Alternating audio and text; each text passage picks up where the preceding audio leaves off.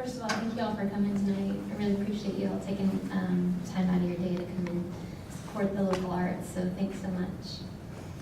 Well, as Stephanie said, I'm a native Californian. I'm from Claremont, California. It's a liberal college town, about 40 miles east of LA. And I did attend Pasadena Art Center for some extension courses and Otis Parsons. And I decided to move to Tennessee to act and participate in an independent film that was being produced here. And lived on a farm for a while and established residency, and then became a student at Watkins. So a little bit of my background is I was born into a creative family that were very active in the liberal arts community. So I was always around music and fine arts. And also with that comes a lot of other things like hoarding. And I come from a family of hoarders, and my job before I was 16 was actually house cleaning for the hoarders. So it was interesting now looking in retrospect how that kind of informs my artwork in a strange way. But you can decide whether or not you think. But anyway, my Aunt Jody, she collected everything, and she actually had a whole room. And it was all full of clothes, but they were on hangers. So when I was about 12, I'd be cleaning her house and kind of running through the clothes. And so my whole life, I've just kind of adapted to that. And so that was a fun thing to share. And it's a good, I guess, test in organizing chaos, and that's what part of my work is about. Also, my grandfather is a retired professor and taught at Scripps College in the Claremont colleges, and he's 86 now, but we continue to correspond, and he's a huge part of my just my support network for art as well as the group. And so my background as an artist, my emphasis is in 3D, primarily figurative sculpture, video, fabric sculpture, and performance. And here's a little excerpt from some of my writing that I think kind of encompasses the way that I create. As an artist, I choose to communicate through a visual language. I have a sensitivity to nature and humanity, and my interests lie in the relationship between the two.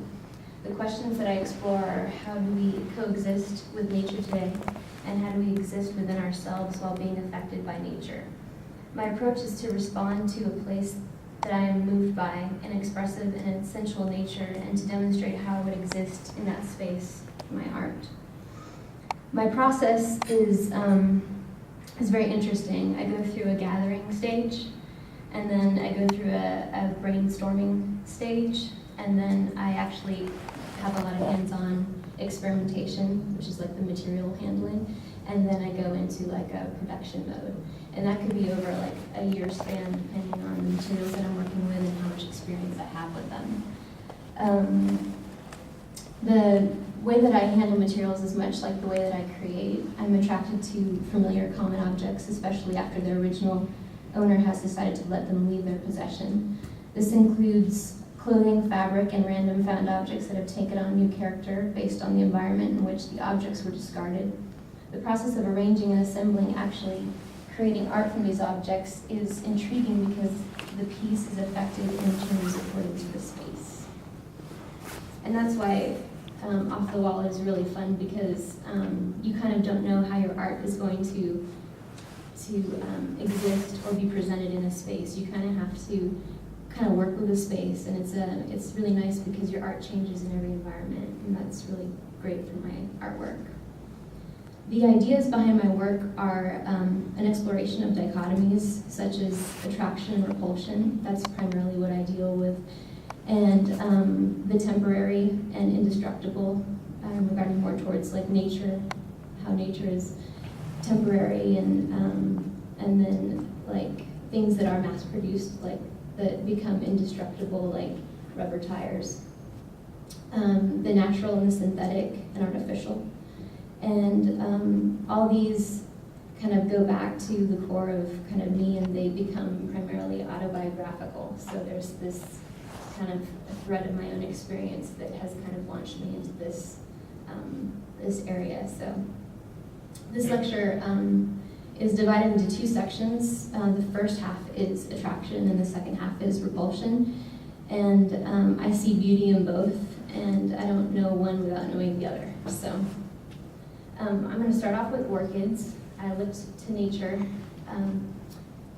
as my inspiration for this. And this is the Frist orchid. This is the orchid that mimics the female bee.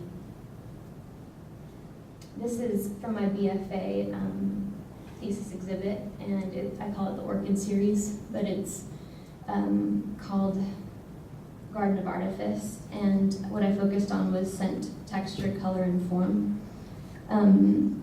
The attraction is more of the lingerie and the materials that I used for clasps and lace. These are kind of close-ups of them. But I basically reconstructed fabric. This was a lingerie piece that was a teddy, and then I took fur collars off of vintage coats and incorporated them. This is another orchid, and the yellow-orange area is ground pollen, and then the white area around it is talcum powder, and it's sewed into vinyl. And up close are silicone breast enhancements that I glued together. And this is a piece that was in, Stephanie mentioned the Fugitive Traveling exhibit, the video festival. And this was, again, just another interpretation of nature's symmetry and how difficult it is to replicate that. And what I did was I actually wore layers of clothing and filmed myself taking them off, like layer by layer. And then in production, I went ahead and just mirrored my image, and was trying to capture like those moments that a flower opens up, and like these just temporary moments in nature.